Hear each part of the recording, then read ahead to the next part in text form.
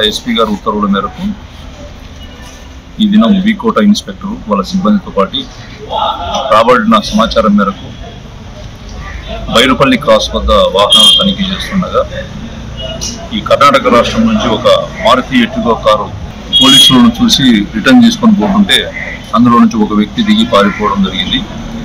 వెంటనే మన వాళ్ళు దాన్ని చేజ్ చేసి పట్టుకుంటే అందులో అతని పేరు అరుణ్ కుమార్ రెడ్డి అని తెలిసింది. ఇతను వచ్చేసి ఖమ్మంపల్లి గ్రామము, రామకుప్పం మండలము. ఇంట్రాగేషన్లో వాళ్ళకు రిలేటివ్ తర్వాత స్నేహితుడైనటువంటి వసంత కుమార్ రెడ్డి ఇతను చాలా రోజుల నుంచి ఈ యొక్క కర్ణాటక సంబంధించిన సాకెట్స్ ఏవైతే టెట్రా ప్యాకెట్స్ సంబంధించి ఇక్కడ విలేజెస్లో వీకోట, రామకుప్పం, తర్వాత శాంతిపురం, బైరెడ్డిపల్లె ఇంకా ఈ చుట్టుపక్కల గ్రామాల్లో మేము అమ్మిస్తున్నాము, మీకు ఏదైనా ఉంటే సహాయం చేస్తానని చెప్పేసి చెప్పడం జరిగింది.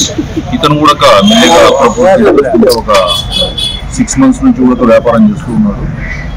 తీసుకొచ్చుకొని ఎక్కువ అక్కడ ఎంఆర్పి రేట్స్ కొనుక్కొని ఇక్కడికి వచ్చి హై రేట్స్తో అమ్ముకోవడం జరిగింది. సో ఆ విధంగా అతను ఇంట్రాగేషన్లో మాకు చెప్పిన తర్వాత ఈ వసంత కుమార్ రెడ్డి పారిపోవడం జరిగింది. మాకు దొరకలేదు, ఇది అబ్స్టాండింగ్. సో ఇతను మెయిన్ థింక్ పిన్ దీనికి సంబంధించి సో ఇతను పట్టుకోవడానికి మన టీమ్స్ పోయినాయి. తర్వాత వెహికల్లో మారుతి ఎర్టిగా వెహికల్లో చేసిన 28 అట్టపెట్టెల్లో ఈ యొక్క సాకెట్స్ ఉన్నాయి. అందులో 23 అట్టపెట్టెల్లో ఒరిజినల్ చాయిస్ డీలక్స్ మిక్సీ ఉన్నాయి. అదేవిధంగా 5 అట్టపెట్టెల్లో 90 ml Amrit silver cup Indian brandy వాళ్ళకి సంబంధించి చిన్న 90 ml packets, tetra packets. So మొత్తం టోటల్గా దీనికి కాస్ట్ వచ్చేసి 1,03,495 రూపీస్ వాళ్ళ ఎంఆర్పీ రేట్ ప్రకారం వాళ్ళు కొనుక్కొని ఇక్కడికి వచ్చి ఈ పల్లెల్లో డిస్ట్రిబ్యూట్ చేస్తూ ఈ యొక్క కర్ణాటక మద్యాన్ని ఇక్కడ తీసుకొచ్చుకుంటున్నారు. సో ఇతన్ని అరుణ్ కుమార్ రెడ్డిని అరెస్ట్ చేయడం జరిగింది. తొందరలోనే వసంత కుమార్ రెడ్డిని కూడా పట్టుకోవడం జరుగుతుంది.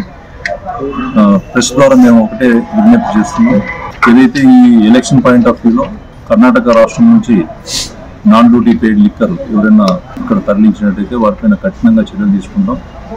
అదేవిధంగా ఎవరైతే ఇది అక్రమంగా చేస్తున్నారో వారిపైన పీడీ యాక్ట్ కూడా ప్రపోజ్ చేస్తామని చెప్పేసి ప్రభుత్వంగా తెలియజేసుకుంటున్నాం. కాబట్టి దయచేసి ఎవరు కూడా ఇట్లాంటి ఇల్లీగల్ యాక్టివిటీస్ చేయొద్దని చెప్పేసి పల్లెల్లో కూడా చెప్పడం జరుగుతుంది ప్రెస్ ద్వారా.